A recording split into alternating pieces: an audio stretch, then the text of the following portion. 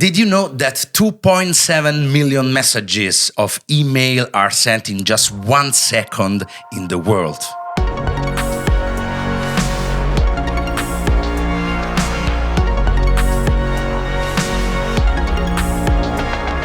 Hello everybody and welcome back to Hello Trust, your one-stop podcast dedicated to the world of digital trust, a set of innovative technologies that allows us to perform complex operations directly online, such as signing a digital contract, opening a bank account, or even subscribing an insurance policy. I'd like to remind you that this podcast has been produced by InfoCert, the largest qualified trust service provider in Europe, and you can watch all the episodes through our YouTube channel or even listening to it through your favorite podcast platform. As always with me in this journey, Igor Marcolongo, a true guru in eIDAS too. Ciao Pasquale, thank you for having me, and so let's navigate this landscape of trust.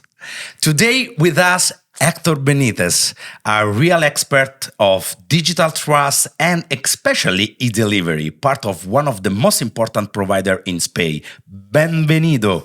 Ciao, thank you so much. It's a pleasure to be with you. So let's start this episode talking about e-delivery. I know that over the years, different local standards have been applied to e-delivery. What is going to change with eIDAS 2? Yes, it's true. E-delivery was already present into eIDAS 1, and the different member states, different regions decided or not to design and to push on an e-delivery system. We have more or less two big configurations. The first one that is really important, is vital for Italy, for example, is the one based on email. In Italy, it is called PEC, Posta Elettronica Certificata. It is, simplifying a lot, an email system with mailboxes and a set of certification over it that permits you to know when a message has been sent with a perfect time, if it has been delivered to a mailboxes with everything is tracked and everything is certified. The other configuration is called store and notify one. So it is a trust through interposition. What does it mean?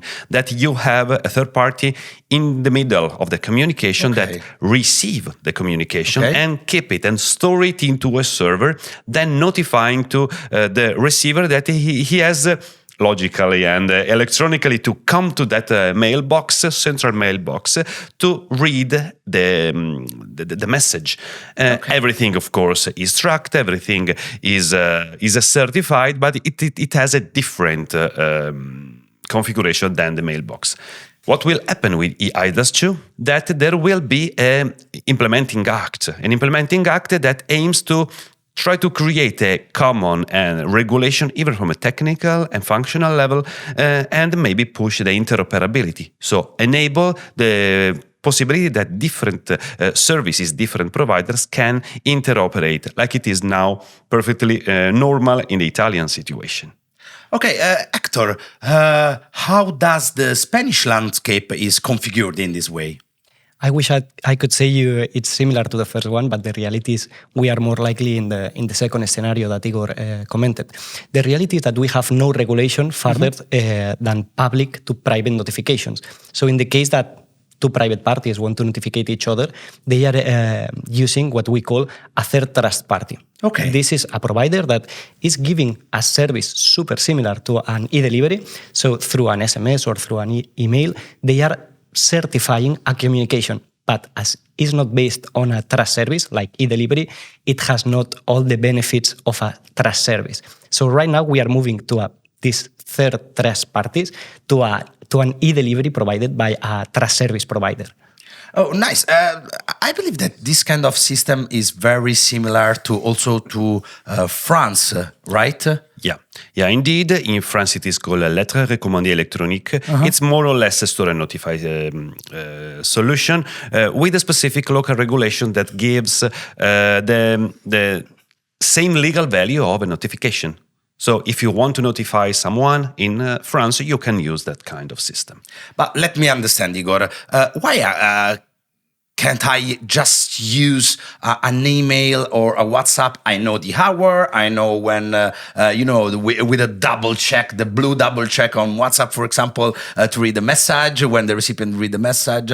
How it's working different with the e-delivery? It's a matter of liability. It's a matter of certainty. It's a matter of certification of it. eIDAS gives us two different levels, two different configurations. The electronic register delivery service that is provided by a trust service provider, so a provider that shall follow certain standards, shall give some, has a liability for it, but it's not qualified. Okay. The other one is the qualified electronic register delivery services. During this podcast, the word qualified as being pops out quite often. And this means that from a qualified, you have even the identification of the sender, of the receiver, with a different level of trust and certainty.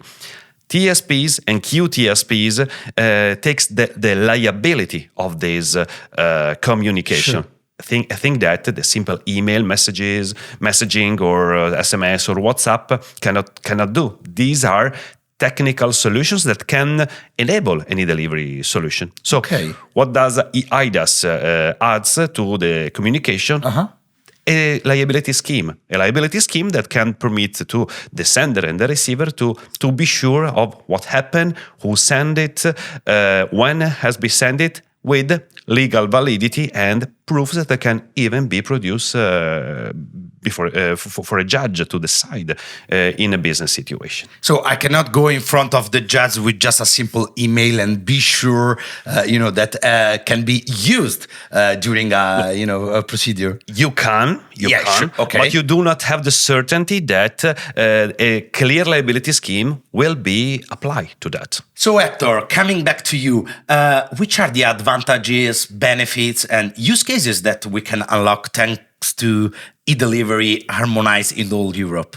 We can find thousands of examples. No? As Igor say, sometimes there are some procedures that you have to respect sometimes, so due dates, and this is where e-delivery service have their part. So let me call a funny example. We can go back to 2015. If we have any soccer fan, they will remind for sure this example. Real Madrid tried to hire a Manchester United goalkeeper, David De Gea. So they have all the agreement, all the numbers, the contract was signed, everything was closed. The only part missing was to formally notify to the club, to Manchester United, this agreement. No? So a fax was sent to the club. The only problem is that this fax was delivered couple minutes after the period was closed. So all the contract was broken. This for sure will be solved with an e-delivery service and by a trust service provider. Wow, this is so funny. I don't want to be in the shoes of the lawyer that were sending the Not at all. I don't think they got a good day that day. Exactly. They have a good day. One last question. What about sustainability? Yeah, of course. E-delivery is electronic. So just for the fact of being electronic, you save paper, you save time, you save kilometers of the postal person that shall deliver physical paper. Of course, you need to cope these benefits with the choice of the provider. A provider that shall be ESG compliant, so with a strategy in environmental, social, and governance. So a provider that uses green energy and is careful on with a really low impact on the environment. So the ecological footprint should be really important and taken into consideration by the providers. So absolutely, what do you think about? At the end, it's not just ESG, which is so important. For example, in the case of Italy and with the PEC, we can find that more than 100,000 tons of CO2 was saved with the application of just PEC. 1 year, I believe. And more than 400,000 million kilometers were not driven. So it's not just this ESG matter, it's also economic impact on the companies. Why? Because if we go to the postal, you have to print, you have to physically deliver. So this digitalization also saves money. This SMS process, sending an SMS, sending an email through an e-delivery service saves huge costs to the companies also.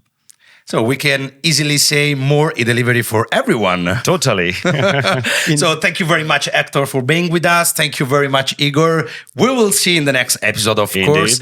And thanks especially all of you for watching us. I just remind you that you can watch all the episode on our YouTube channel or listening to it through your favorite podcast platform. Thank you very much and have a good day.